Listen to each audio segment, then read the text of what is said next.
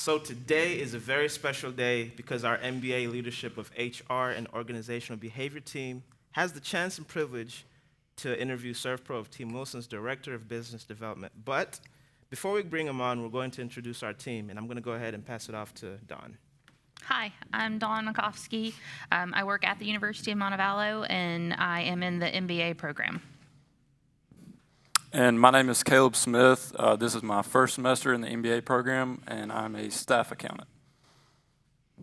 Hi, my name is Sarah Perry. I'm a copywriter at Daxco, and I'm also in the MBA program. And I'm Ben Delima, a Tanzania native with a BBA in Business Management from Montevallo, and a returning student with the master's program at the Stevens College of Business. I'm not sure if my teammates knew this, but I worked with ServPro for a few years. For ServPro family, Team Wilson, the Wilson family actually brought me in from Tanzania, and I've been living here since 2015. So it's been an absolute pleasure and honor to work with them. And now it is our pleasure and our honor for our team to welcome Mr. Eric Greene. Hey, it's great to be with you guys. Thank you for having me for this. Yeah, thank you for being here, man. Appreciate you. Yeah, absolutely. So, Ben, just a little bit about myself. I've been with Team Wilson for going on 12 years.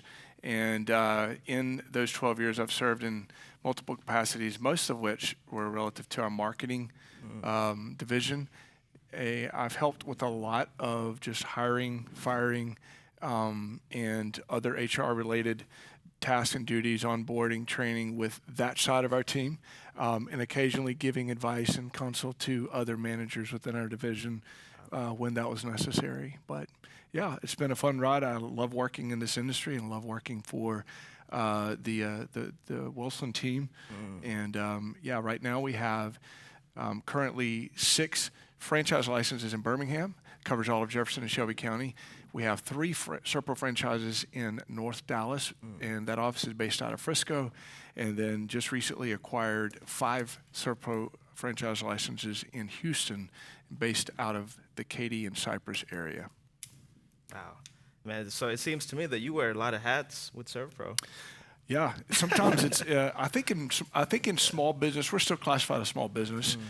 We've got about 150, 155 employees, and I think when you're not a corporate America type setup, you do wear a lot of hats. You do whatever's necessary, and we've grown. We've grown from a $4.8 million company when I came on board to, we're tracking this year to do $42 million. Wow. So it just kind of gives you, when you look back, it gives you a reference for, just what's possible when you look back. And you have had to wear a lot of different hats, but now we're getting to the point where we have, more managers for specialty roles so that we can take better care of our team. Yeah, that's awesome. Well, hey, I really understand what you're saying, and obviously don't know what I can't relate because I don't do what you do. But working here with ServPro has definitely taught me how to be flexible. It's definitely taught me how to just, wear different hats and learn. Because now, just think about it. I'm in the MBA program studying management, HR, leadership, and organizational.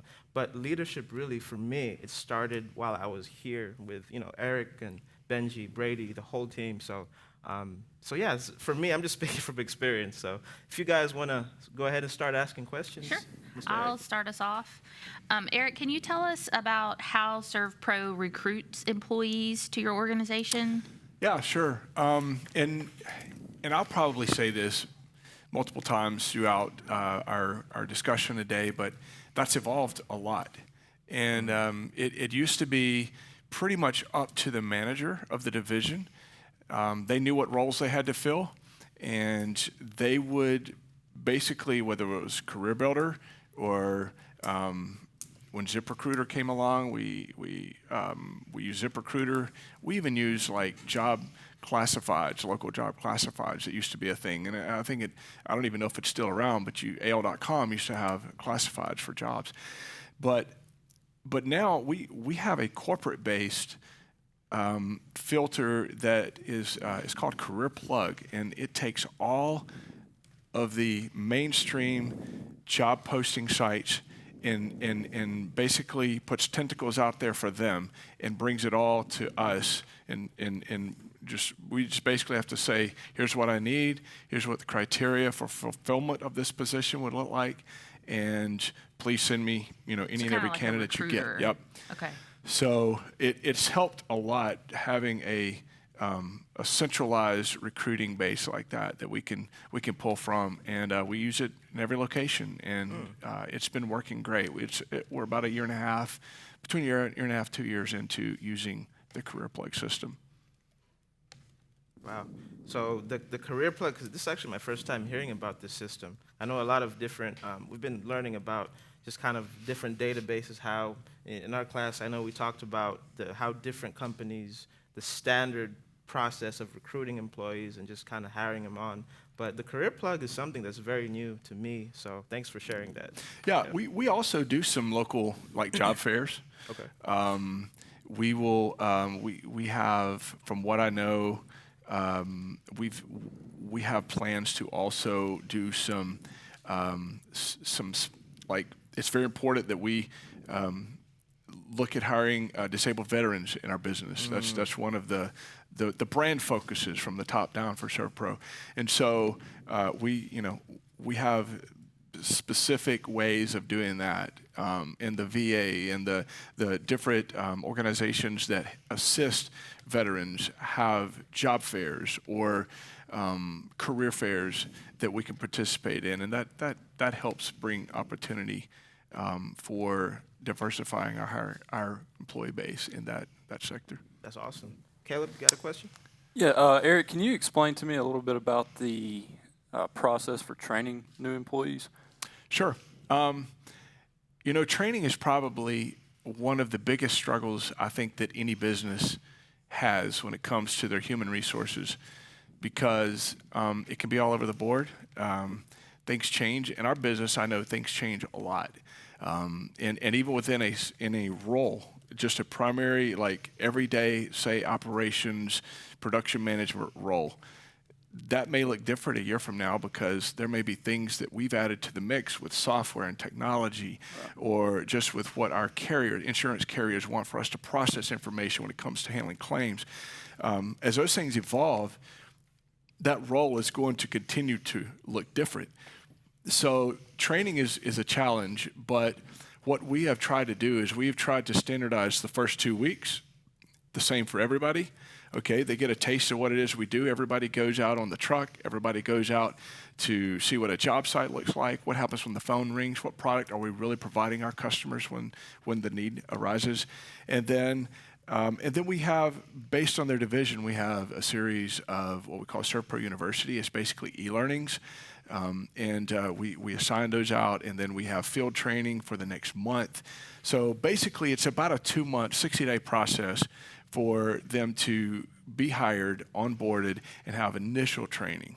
All right, and then from there, they should be knowledgeable enough to start rolling solo in whatever their primary capacity is going to be for our team. And yeah.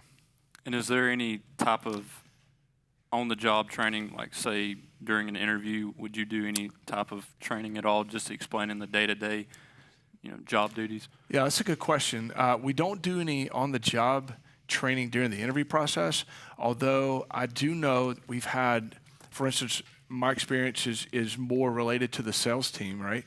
And we've had salespeople that were prospects that were coming from other fields, and we said, hey, why don't you get in the car with one of our experienced salespeople, go see what a day in the life looks like. And Kind of like a shadowing. Yeah, and shadow them for a day. We have that happen occasionally.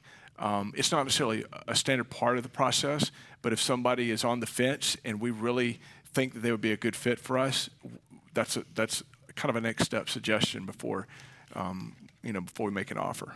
Okay.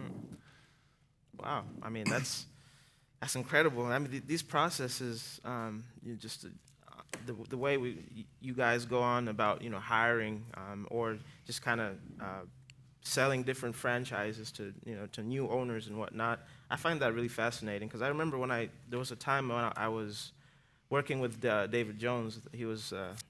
I used to work with him at the Product and Distribution Center here at Wilson Trainership. We used to go out to different jobs, and I'd see people like just different owners on the job sites, just kind of learning and just understanding before they even own the business. So they just have a clear direction of Yeah. this is what I want to do, this is what I want to pursue. So, Sarah, question for Mr. Greene. Yes. So, in addition to job and task specific training, how do y'all approach training employees on your company culture? That's a good question. So culture, we have a saying and have for a long time. The founder of our business, David Wilson, the father of the two brothers that run the business now, he used to say, let's hire for fit and we'll train for the role. And culture is what he was referring to. I think as Peter Drucker says, culture eats strategy for dinner, and it's something that no matter how good of a system you have, how good of a strategy and game plan to reach your goals you have, you're never going to reach them if you don't have a culture to support getting there. And so culture, how do we train our people to our culture? We really try to incorporate some dialogue in the interview process that tells them, here's our history, here's our core values, here's what's very important to us as a company. And honestly, when I'm interviewing somebody that's a prospect, I throw some of those ideals out and just let them respond. I want to see how they respond to it. Do they buy in? Do they seem to be giving me a superficial answer, or do they seem to really connect? And a lot of times you can tell if they're connecting by how they bring stories from their own life into play when discussing that ideal or discussing, like one of our ideals is high morals and ethics, morals, ethics, and integrity are super high, and we want someone that because we have to have people, especially in the sales world, that are going to be self-motivated. They're going to be out there in the field. Nobody's watching them. Nobody is telling them exactly what they have to do every day. They just have to have the integrity to do the right thing and do it with consistency. And time will show whether they are or they aren't. But so it is with several roles. We have a few people that have a role that enables them occasionally to work from home. Well, how are you working from home? There's a lot of trust involved in that. We don't send people home with proctors. So culture is so important, and we do a lot of the training for culture on our onboarding process after the hire is made. But we do try to incorporate it into the interview process just so that we can see how they respond to some of the things that are at the center of who we are. And some of the culture that we have is very demanding. It's a 24/7, 365 response business. And we have to know how would you react if you're going to be someone that goes into our own call rotation and something happens, you're in the middle of having dinner on a Friday night with your family, how are you going to respond? I mean, our customers, we have to make good on the promise when the time comes. So this would be part of your role, and the expectation would be that you're fully bought in. And so yeah, I don't know if I fully answered that question, but we try to talk through it in the interview process, and then we really incorporate it into the HR onboarding process. We go over our core values, and each month, here's the last thing that I forgot. Each month we have a company-wide meeting. We call it dream building, because the idea is that if we can help the company reach its dream, then the company can help all of us reach some of our dreams. And so in dream building, we continuously go over a core value, and we break it down. And we actually have, with our production team, we do what's called My ServPro's Story. And we have somebody on our team sharing their ServPro's story, how I came, what it means to me, how it's helping me now, how it's, things, ways I've grown, things I've experienced, all that. And so that really helps to continue to solidify and train and implement our culture. That's good. And speaking of culture, I have a question here basically asking, because I know you talked about the career plug and just how you guys diversify. So my question is, how does your company diversify your employee base? Age, sex, gender, et cetera? Yeah, that's a good question. So a lot of the positions, okay, so I'll just take sales because it's just the natural thing I go to. No problem. But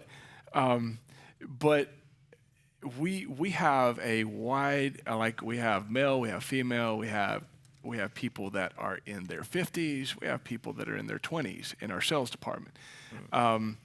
It's, I won't say that HR-wise, I don't know that we have something that says we're looking for a goal to have this many females. Okay, we're looking for a goal to have this age or this color, or this race. But we do end up with a very diverse group. That's awesome. Because at the end of the day, what we're trying to do is find people that fit our culture. Because if they don't fit our culture, then none of that other stuff even matters. Yes, sir. They won't be successful. But if they do fit our culture, then none of that stuff matters. So we want to find the person that fits us, that we think has a skill set to do the job, and then all of that other is irrelevant. They're the person we want to hire. So I guess you would say we're very intentional that it's not discriminatory in any way. But on the flip side, I don't know that we're specifically looking to hire someone that is of a specific age, race, gender, because we're looking for the fit, and that's the primary thing. That's a great answer, man. I've worked with, not directly, but I've been around Eric Greene, and what he's saying truly, it resonates to me because, look at me. I'm from Tanzania. Like ServPro went out of their way to, the founder, not the founder of Serv, excuse me, the late David Wilson, he was working with a missions team, and, he saw some potential, and, just God spoke to him. So I really appreciate that answer. That means a lot. Caleb, question?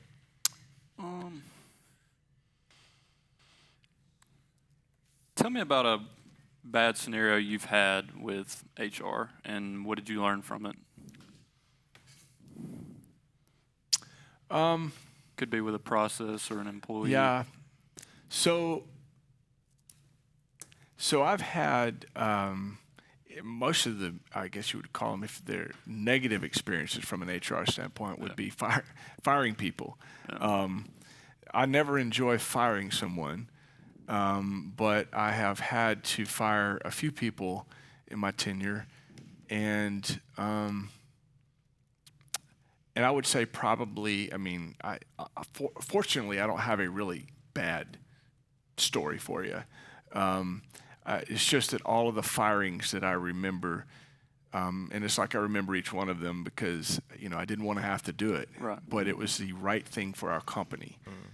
Because if someone is an energy vampire, as John Gordon would say, on the team, and you've already given them disciplinary action and an ultimatum, and there is absolutely no behavioral change, then you're left with no choice.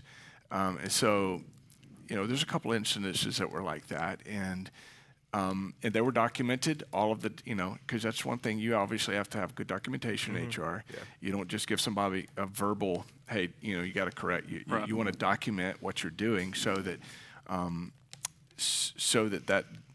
dated, timestamped, all those things, so that if you do have to have the ultimate meeting, you have evidence to and specifics to prove your point. But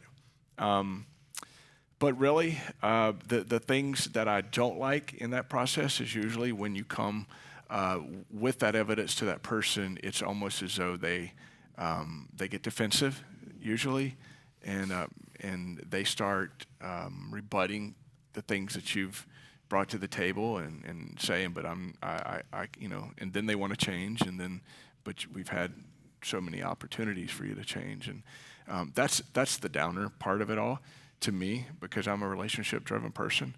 I don't enjoy firing people, but yeah, you definitely have to be willing to do that and be willing to be confrontational when the time comes.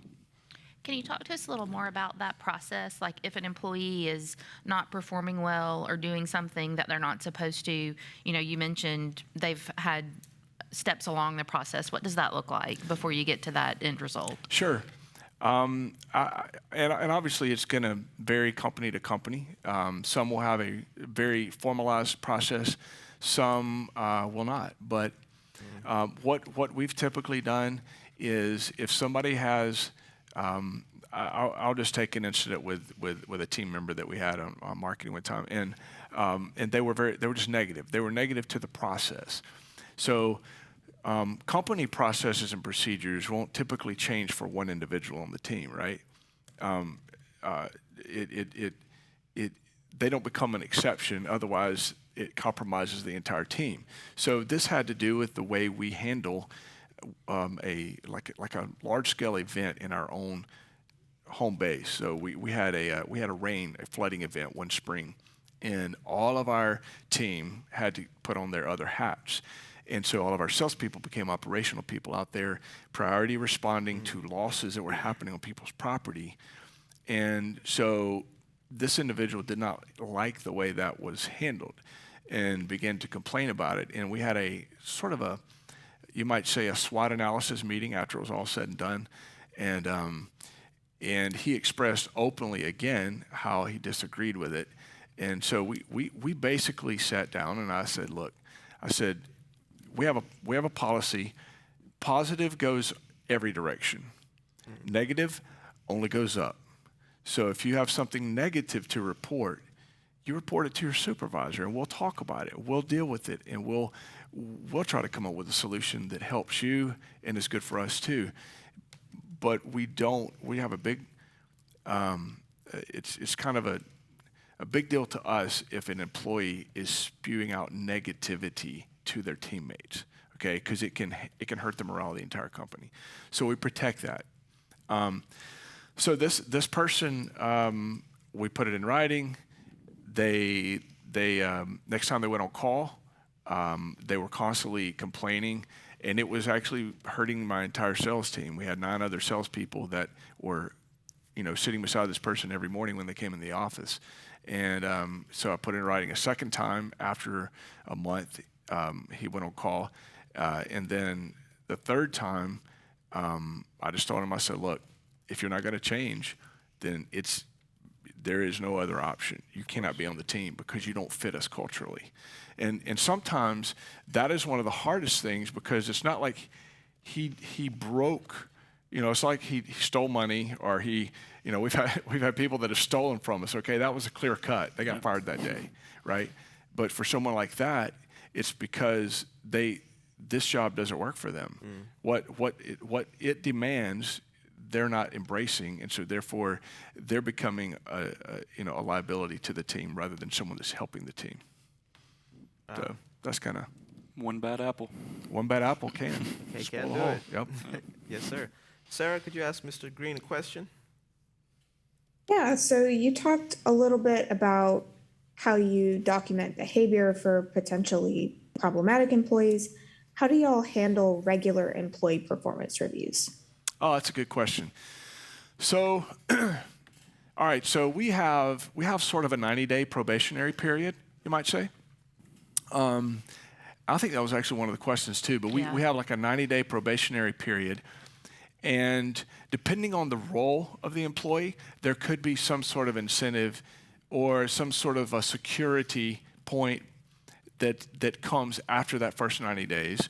Okay, and then for some, there's a 6-month evaluation. So for all of the salespeople we have on the marketing side, and I think for all of the production managers we have on the operations side, there's a 6-month evaluation. And it just basically is, because we know that it takes 6 months on average to really learn our industry, to learn the ServPro way within the industry, and to learn the Wilson way within ServPro, because there's just all those layers of knowledge you have to kind of ingest and then get familiar with, and then just kind of become second nature to you. So at that 6-month mark, we do an evaluation just to give them feedback on exactly how they're doing, and then at the so the way we also how do I explain this? If they come on board in the middle of a year, then we give them an evaluation after their first 12 months. Okay, an annual evaluation, and that's a true performance evaluation that says, here's how you're doing. That's where we do or don't recommend, a possible raise, salary increase, hourly increase, whatever it is. And then after their first 12 months, typically their evaluations are done at the end of every calendar year then. So we'll do 12 months and then calendar year so that everybody kind of is on the same schedule after they've been here for their first 12 months. That's kind of the way we do it, and every divisional manager will handle their own performance evaluations, and if need be, depending on if it's a good one, most of them are good, most of them are very positive, but occasionally if it's a negative one, we'll have someone with our HR department in there with the divisional manager just so that there's documentation and support/witness. So to that point, how do y'all go about deciding salary ranges? Because I know evaluations could also, lead to promotions and whatnot. So salary ranges, how do you guys go about that? So it can vary based on the market, okay, and it can also vary by the position. So within our industry, and I think it's probably this way with most industries. There's going to be a range that's already kind of set. The market has already set it, right? And the only variance would be based on if you've got somebody that's got a lot of experience and they're a heavy established hitter and they're bringing a lot to the table. If you get them on board in their position, they might get the top end even more. But then, and then if it's somebody that's really starting out that you want to give them a shot, I mean, you're usually on the low end. But other than just their experience level, it depends on their role and their position and what other people in this industry and within our ServPro franchise system are making in similar roles. But that's usually how we'll gauge it. We will be in the same, we'll be competitive with the rest of the market for that type of role. Perfect. Don, question? Do you, either when, I guess, employees are moving on, do you guys do an exit interview with that employee? Not always. Okay.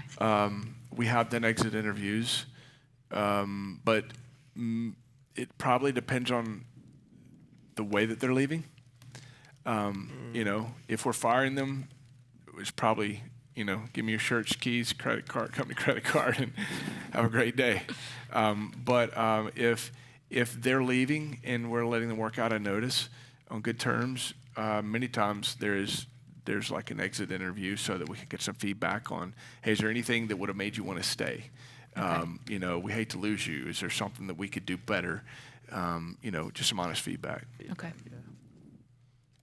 Don, ask one more question if you don't mind. Me ask one more question? Yeah. Okay. Do you guys use a flexible work schedule? I know you mentioned you're a 24/7, 365 response company. So do your employees get some sort of flex time if they do, a middle of the night call, that sort of thing? So we don't have,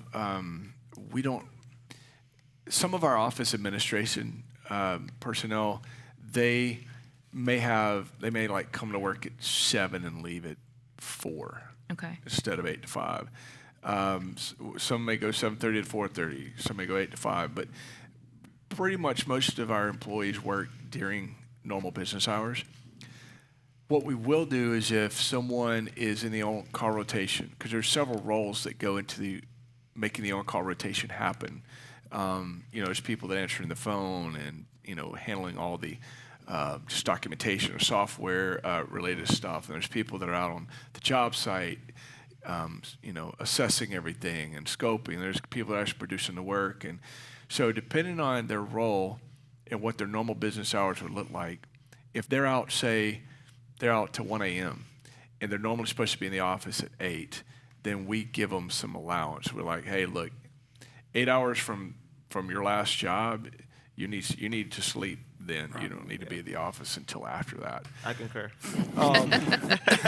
And then as far as like, we'll sometimes give people a day off if the work, like we want them to get 40 hours, right? If they're an hourly employee, we want them to get 40 hours. But say they've worked 48 hours already, and then it's a really slow day, on Friday or something. Then our dispatcher may go, hey, just go to the house and enjoy a day off, kind of thing. That kind of stuff happens. And some of it's managing overtime, Yeah. but some of it is actually just managing employee morale too. You can sort of combine the both. So. Thank you. Caleb? So you talked a little bit about the firing process. Excuse me. What I want to know is, with the employee turnover, is that something that you handled in your previous experience as far as forecasting? We need to hire this number of employees this year to keep up with what we're losing. Not necessarily in a forecasted manner, but I have just researched in my own field of expertise when it comes to sales and marketing, and know that, about a third of any sales and marketing team in any industry is going to turn over every year. It's competitive. People are out there in the field oftentimes, and people they're calling on go, hey, I like you. We have an opening at our place, or hey, I've got a friend. They're constantly getting word of other offers and other opportunities that are out there. So those things happen. But as far as forecasting what we'll need, not necessarily, because we don't go into the recruit and hire mode until we have an opening.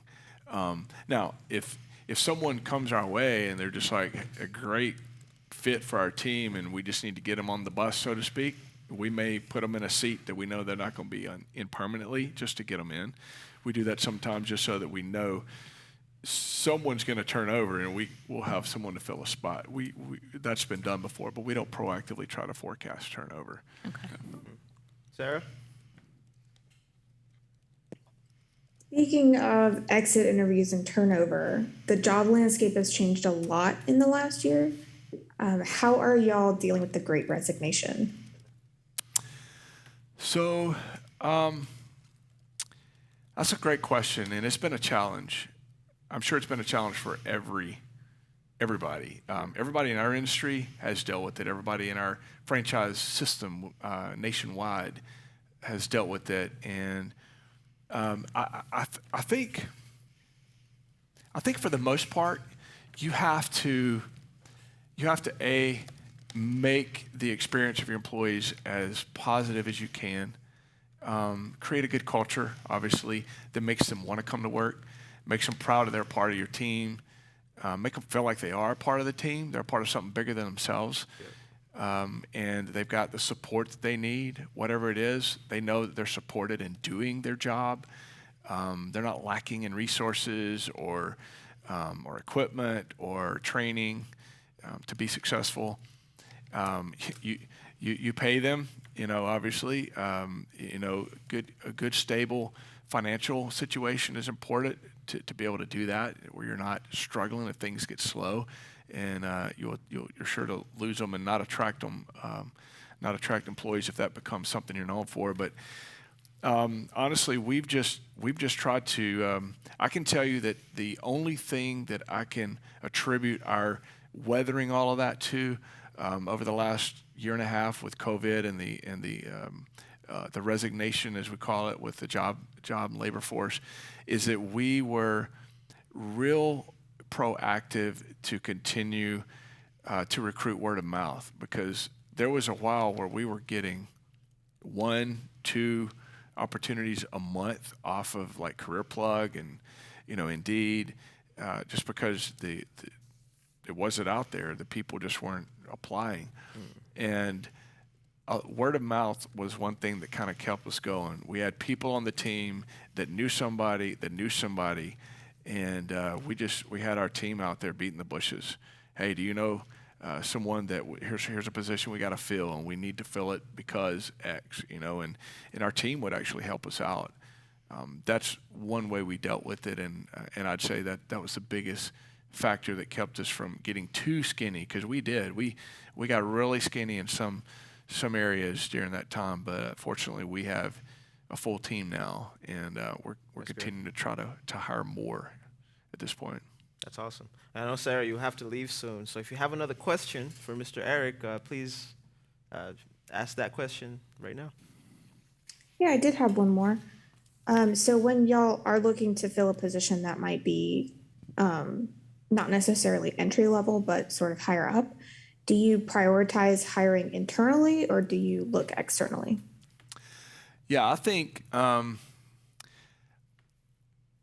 we really want to have a growth track for any and every employee that wants to advance, that has the skill set to advance, and when there's an opportunity, that's going to be the first thing that we think of. Is there somebody internally that would that this would be a benefit or a blessing to, and that would be good for our for us as well if we moved them into this position.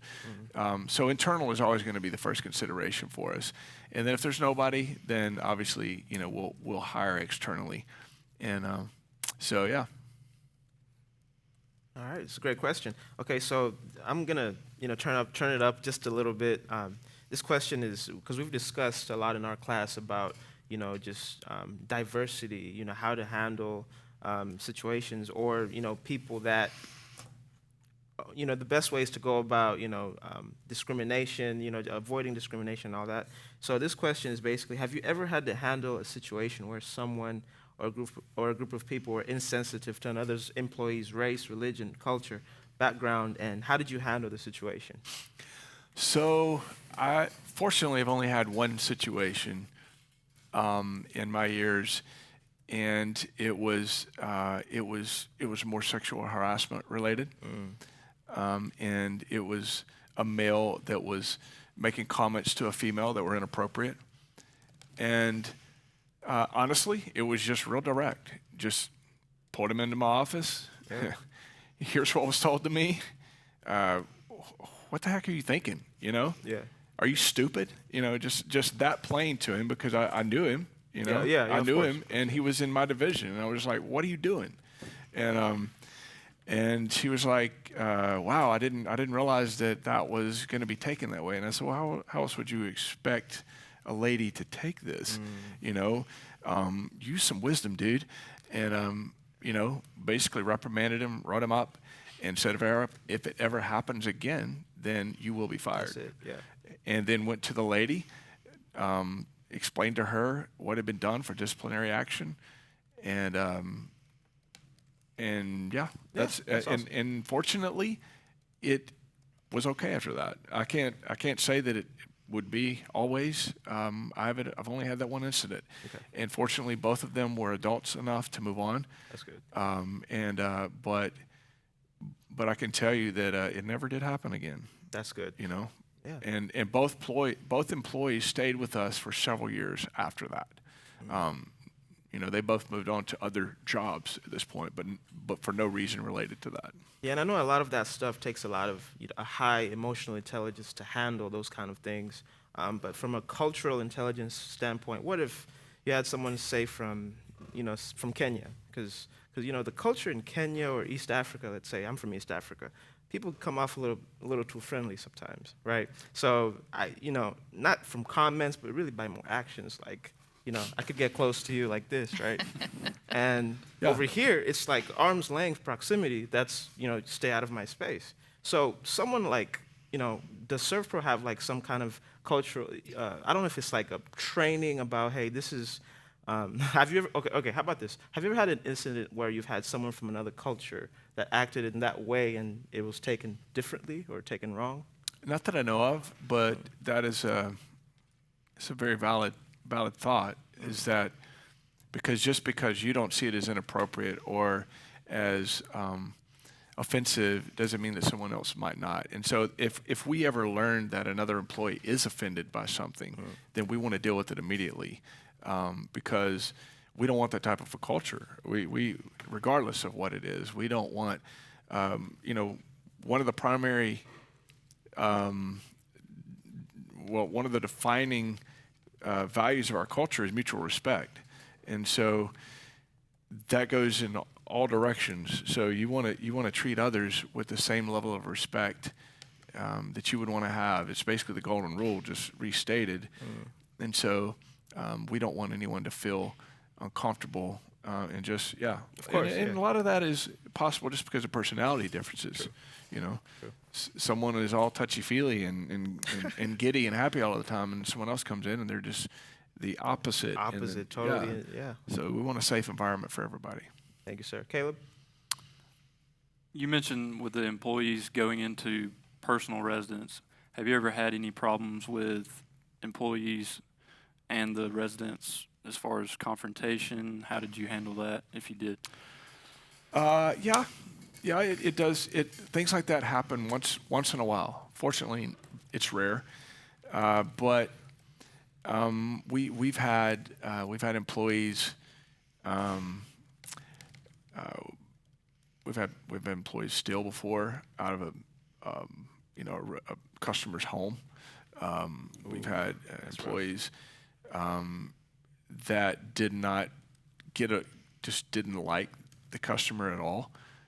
Personality clashes, and we've actually pulled a crew off of a job before to save the opportunity and actually take care of the customer because we're so far into it. We're gonna do whatever is right for the customer, and put another crew on the job that could handle it. Because not every, even though customers are always right, so to speak, they're not always reasonable, and sometimes they're the problem. Yeah.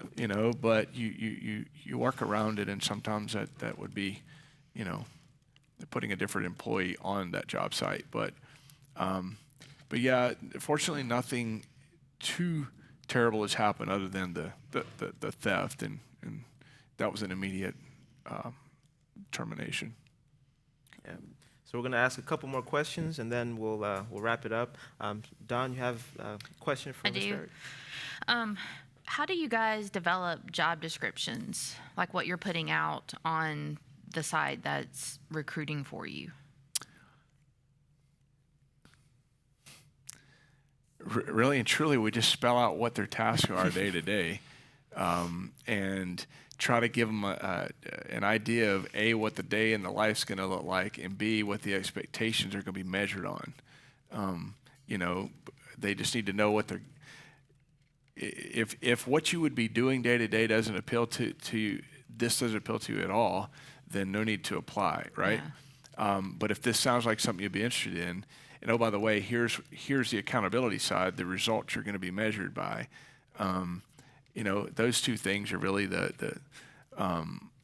we don't throw the whole job description out in the recruiting process, but we do internally have more detailed job descriptions, and honestly, some of them are edited and tweaked a lot because they're constantly evolving. And there's some, I can think of a couple in my division of the company right now that don't even have a job description because it's new what they're doing, and so we're sort of writing the job description as we go right now, which is fun. Okay.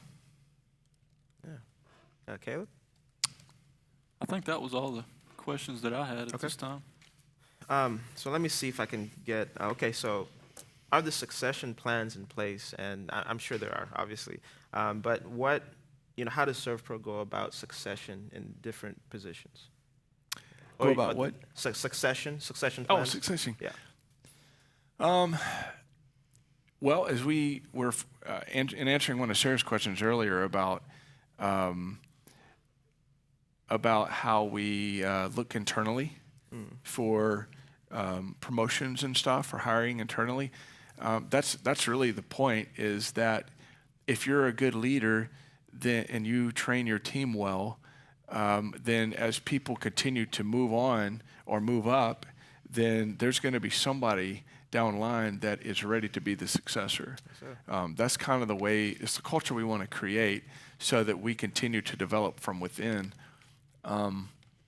rather than just hire. So, in fact, my boss, one of the owners, told me recently, he said, I want you to replicate yourself in so-and-so, I want you to make them a mini Eric, is what he said.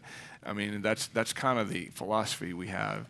I know that our general managers really, they really focus on who's got leadership in my management team that could be me next.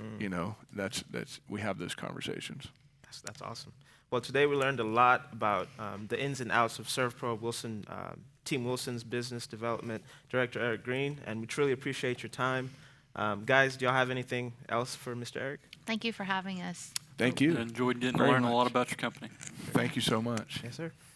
All right, that's all from, hey, thanks for the A.